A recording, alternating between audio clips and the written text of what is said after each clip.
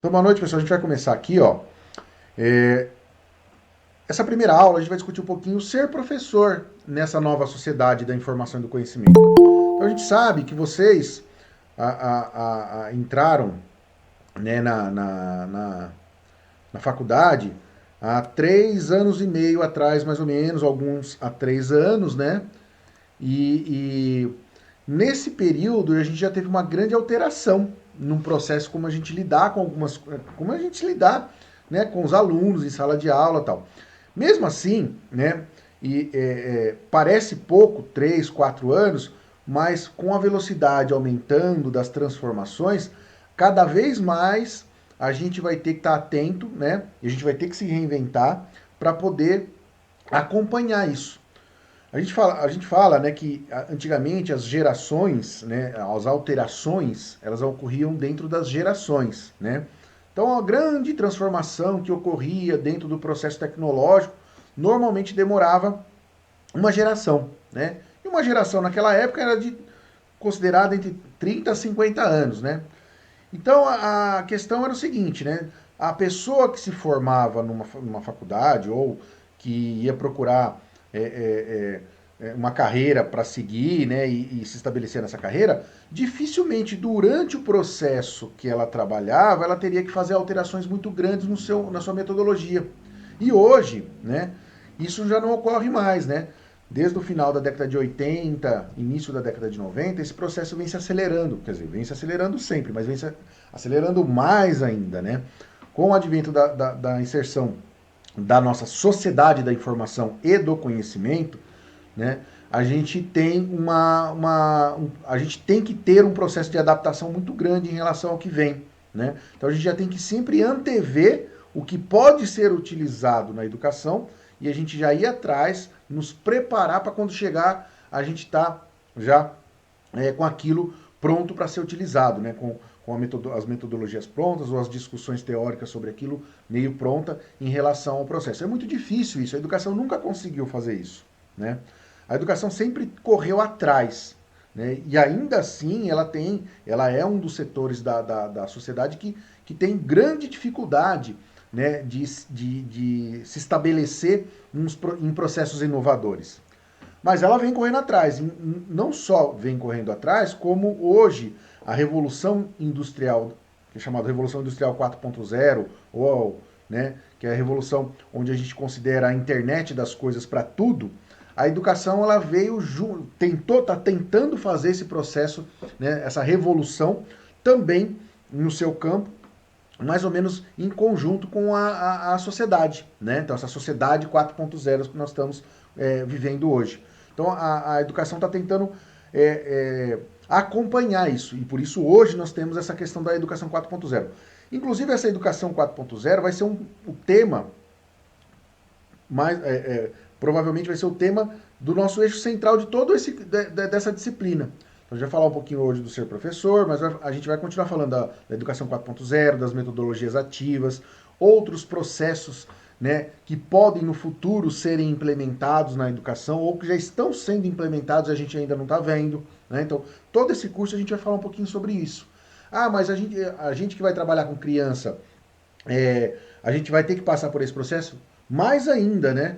Porque as crianças de hoje, elas já têm ela é a geração, né, que já nasceu com o celular na mão.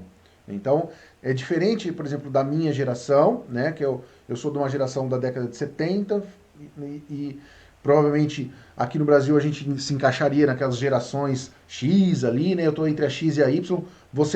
Algumas de vocês já são de uma geração já mais avançada, que nasceram com o computador na mão, né? Com o acesso a esse computador. Tem pessoas que estão hoje com 20 anos, mais ou menos, assim, já nasceram com a internet, né? No processo. Então, a internet já faz parte da vida desde quando ela é muito nova. E tem as crianças agora, que nasceram não só com tudo isso, mas com a questão do do mobile, né? Da questão da internet móvel muito próxima, muito fácil acesso, uma quantidade recebendo uma quantidade de informação gigantesca. Então vamos lá. Primeiro, a gente tem que tratar uma coisa. O que é ser professor? Né? Então, primeiro, para ser professor, eu tenho que entender a escola. A escola é uma organização extremamente complexa e vem se tornando cada vez mais complexa. As responsabilidades da escola hoje são enormes, diferente de muito tempo atrás, onde a escola só tinha a função de informar. Hoje a gente não tem mais essa função. A informação já está dada, né? Quando a escola foi estabelecida, lá, falando aqui do Brasil, né? A questão é esse tipo de escola que a gente conhece hoje. A gente não vai remeter à escola grega, que tinha a questão da filosofia, né? Da questão dos diálogos ou da dialética. A gente não está remetendo a esse ponto. Ou da escola, né, feudal, onde pouquíssimos tinham acesso. A gente falou a escola como a gente conhece hoje, né? Escola do século XX. A escola do século XX ela foi inicialmente feita para informar. Então o professor chegava na sala de aula e informava um monte de coisa, né? Dizia, falava, e o aluno que tinha facilidade em captar essas informações e transformar isso em conhecimento, conseguia se dar bem. O aluno que não tinha essa capacidade ou tinha dificuldade com isso, era excluído da escola, né? Então a escola veio se transformando também. Então hoje a informação, ela não é mais o principal papel da escola, né? Hoje a escola, ela tem que trazer meios para que a gente produza conhecimento, né? Então ter a função de ensinar para a vida em sociedade, que é o segundo ponto ali.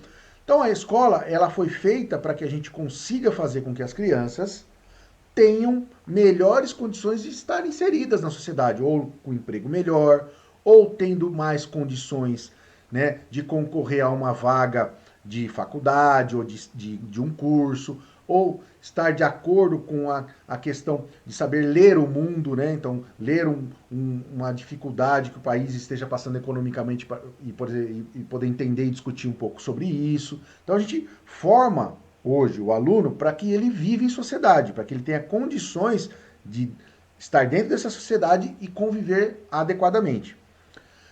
Outra coisa que pega aí é transpor os saberes específicos na sua área do conhecimento. Então, eu, como professor, tenho essa responsabilidade. Né? Eu, por exemplo, a minha primeira formação foi quando eu comecei a trabalhar na educação, foi como professor de matemática. Né? Então, eu tinha como responsabilidade transpor o saber científico matemático para o conhecimento, né, num nível aonde o aluno conseguia acompanhar isso. Então, dependendo da idade, a linguagem é muito diferente. Então, não adiantava eu, por exemplo, transformar um conhecimento científico matemático bastante complexo para um aluno que estava, no meu caso, quando eu comecei a trabalhar, nos alunos de quinta série, que é hoje o sexto ano, né? Porque a linguagem deles não estava preparada, né? O vocabulário deles não estava preparado para receber esse tipo de informação se eu não transformasse isso. Então eu tenho que fazer a transposição desse conhecimento para a linguagem que eles entendam, né? E eu tenho que entender como que o aluno aprende. Eu tenho que entender como são as etapas de desenvolvimento biológicas da criança e cognitivas, né? Que alguns falam que faz parte também da biológica, mas outros também dizem que faz parte das questões das relações sociais, né? Então, se a gente pega um pouquinho Piaget e Vygotsky aí para conversar, o Piaget, não que ele não falava que não tinha outras interações, mas ele estudou mais as interações biológicas. E o Vygotsky estudou mais as interações sociais. E essas duas teorias, junto com outras, hoje está muito em voga a questão, né, da filosofia de Dewey por causa das metodologias ativas. Mais para frente a gente vai falar um pouquinho sobre ele. Mas a gente pode pegar Ausubel e outros que falam sobre as etapas de aprendizado ou as etapas de desenvolvimento da pessoa, e todas elas conversam com alguma área. Então é um quebra-cabeça que a gente vai montando. Ah, mas será que Piaget está totalmente certo? Talvez não. Será que Vygotsky está totalmente certo? Talvez não também. Mas tudo que eles trouxeram pode ser utilizado de alguma maneira, né? Então a gente pega um pouquinho daqui, um pouquinho de outro autor ali, um pouquinho de outras pessoas que vêm estudando hoje, uma coisa mais nova, uma coisa mais, né, contemporânea, e a gente vai nos adaptando e tentando entender como que se dá esse processo de desenvolvimento do aprendizado, né? Etapa a etapa, né? Então isso é importante. Isso é o papel do professor. Eu tenho que entender isso para poder entrar numa sala de aula. Ah, mas todos os professores sabem disso? Não sabe, tá? É muito difícil saber tudo isso, tá? É muito difícil entender, principalmente essa última parte, entra numa parte da psicologia, que é muito difícil para que a gente tenha, para quem não é formado da área de psicologia, entender, né, profundamente sobre isso. Aí, o que é ser professor, então, nos dias de hoje? Além daquilo, eu preciso, hoje, saber trabalhar em equipe. Como antigamente, o professor entrava na sala, ele era um indivíduo único que falava sobre aquele assunto. Informava, informava, informava e pronto, e saía da sala. Hoje, se eu não souber trabalhar em equipe, eu não vou ser um bom professor. Nós discutimos agora na nossa reunião de faculdade que esse afastamento que nós tivemos, nós acabamos criando grupos com os professores nas salas de aula, nos grupos de WhatsApp, né? É como se eu tivesse dentro da sala de aula de vocês todos os dias. Então, se eu quisesse, por exemplo, na terça-feira, que é amanhã, é a aula da Andréia, não é? Se eu quisesse participar da aula dela, eu poderia. E assim como principalmente num curso que a gente, numa disciplina do semestre passado, que foi o curso do pessoal do terceiro administração, nós professores acabamos participando um pouquinho das aulas dos outros, né? Então, assim, foi muito enriquecedor isso. Por quê? Porque eu não sabia como os outros professores trabalhavam na prática. Eu conhecia eles como uma pessoa que vinha lá na faculdade, conversava com eles, sabia um pouquinho, muito pouco da parte teórica de como eles trabalhavam, por a gente conversar, mas eu nunca tinha assistido uma aula deles, né? E agora eu tive a oportunidade de assistir aulas de quase todo mundo.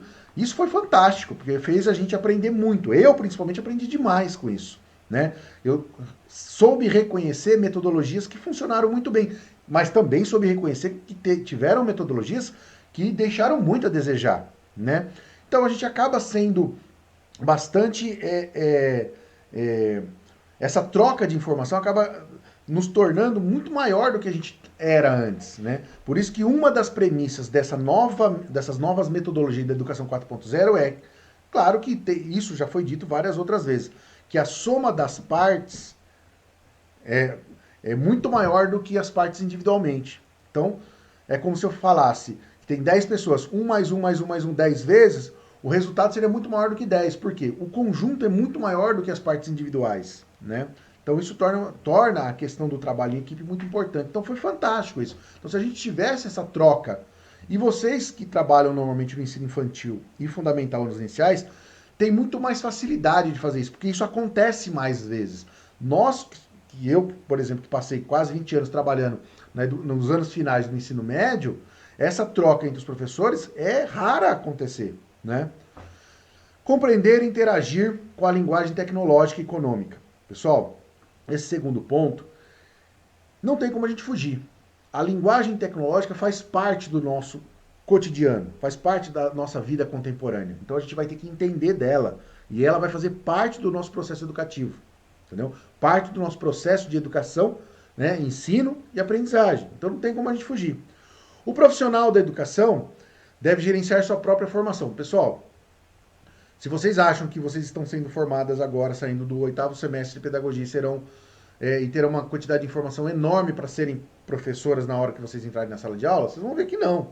E muitos de vocês já estão na sala de aula e percebem que a faculdade ela é só o primeiro andar da carreira, da construção de conhecimentos que é necessário para você ser um professor, né? Então ali a faculdade constrói o primeiro andar para você, né? Te dá o alicerce e o primeiro andar para você iniciar o processo.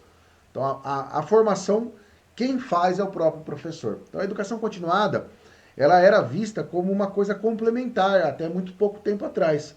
Hoje não, ela já faz parte do processo de ser professor, entendeu? Não tem como parar de estudar. Estava conversando com o David ontem, né? E a gente tava trocando a ideia, inclusive eu me inscrevi num curso que está acontecendo agora nesse momento, da PUC, e ele tá fazendo o curso lá, porque hoje eu não consigo entrar, né? E na quarta-feira, como ele não consegue entrar e eu consigo, e eu vou fazer a segunda parte do curso. E aí a gente vai trocar as ideias para poder finalizar o curso. Durante essa pandemia, as instituições ofereceram uma quantidade enorme de cursos gratuitos. E aí eu fui buscar alguns, né? Eu fiz um cursinho naquele ambiente AVA do governo federal, fiz um curso do AVA do governo do MOCA, né? Do governo estadual. Depois vocês vão... Naquele material que eu mandei de estágio, não sei se vocês receberam, se não, depois eu mando para vocês. Eu mandei mais para o pessoal do primeiro semestre. Lá eu coloquei os links lá de vários sites que estão oferecendo, né? Aí eu fiz 2 cursinhos também da Fundação Bradesco, e um deles, chamado Como Ensinar pela Web, é fantástico. Não te ensina só você usar a internet, ensinar pela internet.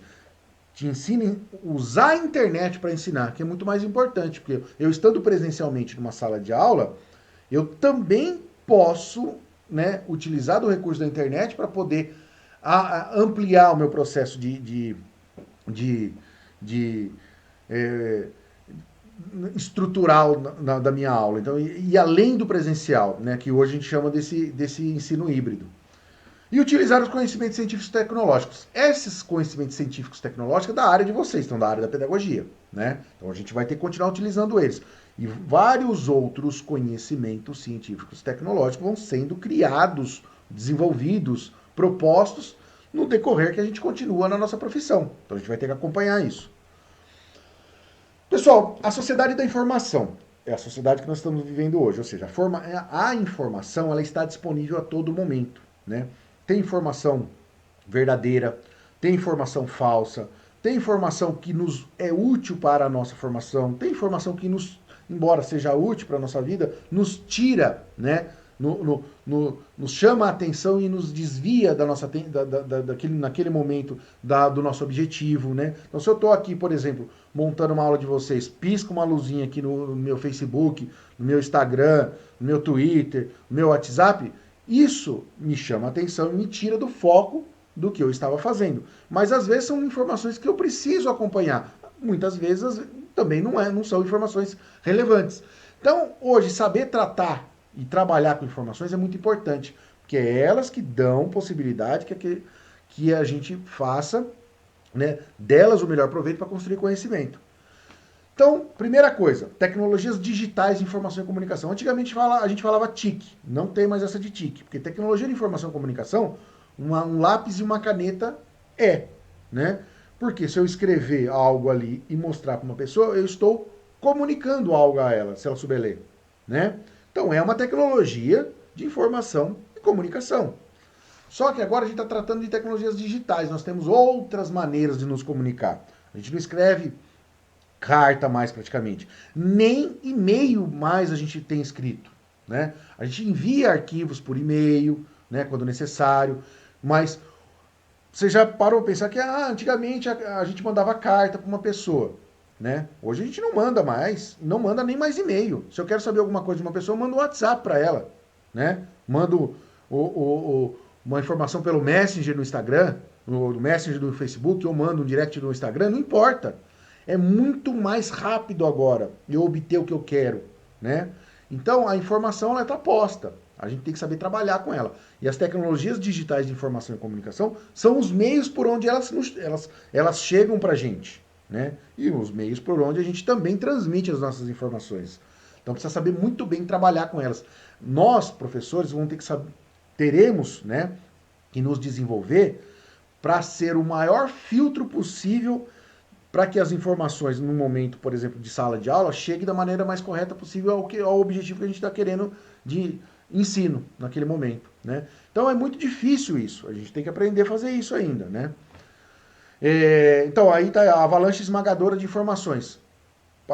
Se a gente hoje ligar nosso celular, a gente sofre uma avalanche de informações do WhatsApp, das nossas redes sociais, né, como eu já disse, e também dos sites que a gente entra normalmente. Às vezes a gente entra num site do UOL, num site do G1, do R7, para a gente saber do que está acontecendo no mundo. E cada site tem uma metodologia diferente também de apresentar as notícias, né? Então a gente não sabe onde, se a gente seguir um site só, será que aquele site traz as informações mais verdadeiras? Ou será que eu tenho que ler vários sites para eu poder tirar uma certa conclusão do que está acontecendo? E mesmo assim, eu não tenho como confiar em todas as informações que eu recebo? É mais ou menos por aí, né? A gente até nas questões científicas a gente pode ter dúvidas, porque a ciência muda, né? Por vários anos algum tipo de metodologia científica foi tomada como verdade e hoje não é mais, né? Então as coisas mudam. E hoje as transformações estão cada vez mais intensas e aceleradas, né? Então isso é difícil para a gente acompanhar, muito difícil, mas nós, professores, teremos que dar conta disso, temos que acompanhar essas transformações. Pessoal, então, aqui já é no próprio texto, né, no finalzinho do texto, ele joga isso pra gente, né, como uma coisa pra gente pensar, né? Então nós temos duas opções. Aceitar fazer parte do que está aí, né? Não que todos os professores façam isso, tá? Mas alguns fazem, né? Principalmente dentro do setor público. Aceitar fazer parte, seja pela passividade, pela ignorância ou pelo cinismo, de um sistema educacional onde as escolas e os professores fingem que ensinam e os alunos fingem que aprendem, eu posso querer fazer parte disso. Se eu passar num concurso, entrar no município ou no estado e quiser fazer parte desse processo, eu consigo. Tá? O meu salário vai ser o mesmo. Tá? E o meu aluno vai saber o que eu estou fazendo também. Né? O meu aluno vai saber diferenciar o professor que realmente trabalha para que ele aprenda algo e vai saber diferenciar o professor que está ali para fingir que ensina e ele fingir que aprende. O aluno sabe fazer essa distinção. Tá? Muitos deles também são cômodos em relação a isso, são passivos em relação a isso, porque nós também temos uma responsabilidade de tornar os nossos alunos ativos, né? Ou então, a gente rompe com essa tradição, né, entre parênteses, né, entre aspas, desculpa, passando daí em diante a gerir a nossa própria formação continuada, ou seja, aprender, né, com o novo que tá posto, e aprender cada vez mais o que vem de novo, né? Buscando meios para nos preparar para essas novas competências de ensinar. Porque, pessoal, nunca vai ser o suficiente, tá? Não existe metodologia que atinja a todos. Tá? Não há uma receita que faça uma criança aprender algo e a outra criança aprender da mesma maneira. Não existe. Tá? Por isso que o professor ele é um ser meio até que vai além do processo de entendimento da sua profissão. Porque além de ele entender a profissão, ele vai ter que entender as várias nuances da sua profissão. Então nós vamos ter que ser vários profissionais ao mesmo tempo. Então a gente transcende um pouco. E isso é complicado, isso é difícil. Mas os bons professores conseguem fazer isso. Né? Eu estava também, a gente estava conversando com a coordenadora do curso esses dias atrás, uns 15 dias atrás, do curso onde meu filho, da escola onde meu filho estuda, e a gente tá falando assim da dificuldade que eu tô tendo em acompanhar as aulas da professora dele, né?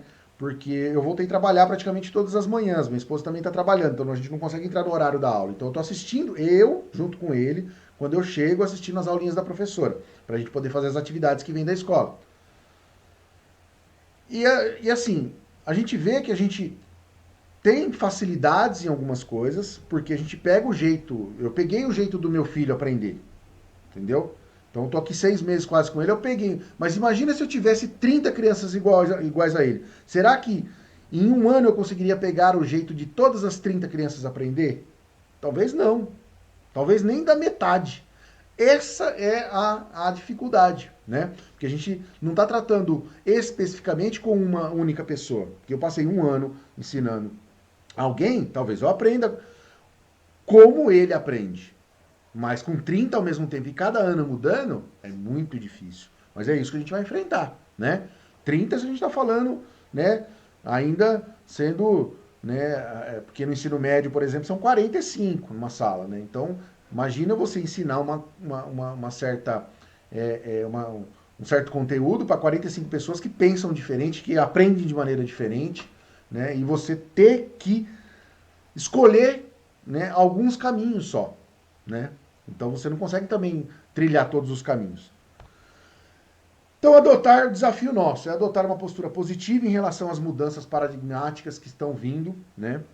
Assumir o compromisso de uma formação com o meu aluno, né? E com o desenvolvimento de atividades que atendem às necessidades da realidade atual. Então vou ter que mudar sempre, porque a realidade atual muda, né? Inovando sempre no processo de ensino. Aí que está o desafio. Como que eu inovo? Porque eu pegar uma coisa pronta e tentar aplicar é uma possibilidade. Muitas vezes a gente vai fazer isso, principalmente no início do nosso processo, né? Quando a gente está começando a ser professor, porque eu tenho que pegar experiência. E para eu pegar experiência, eu tenho que ter experiências ao meu redor. Então, eu preciso pegar coisas que eu estou vendo que está funcionando. Mas aí, em algum momento eu também vou ter que criar coisas, né? E esse criar é muito importante. Pessoal, aqui está o link dos dois textos que eu utilizei, tá? O texto, tanto o texto que eu mandei para vocês, quanto o texto que está na atividade, tá? Eu usei um pedacinho do texto da atividade também, que eu vou mandar hoje para vocês agora no final da aula. E aqui estão os nossos contatos que eu já passo para vocês sempre, tá bom? Esses contatos aí, para quem quiser entrar em contato com a faculdade ou comigo,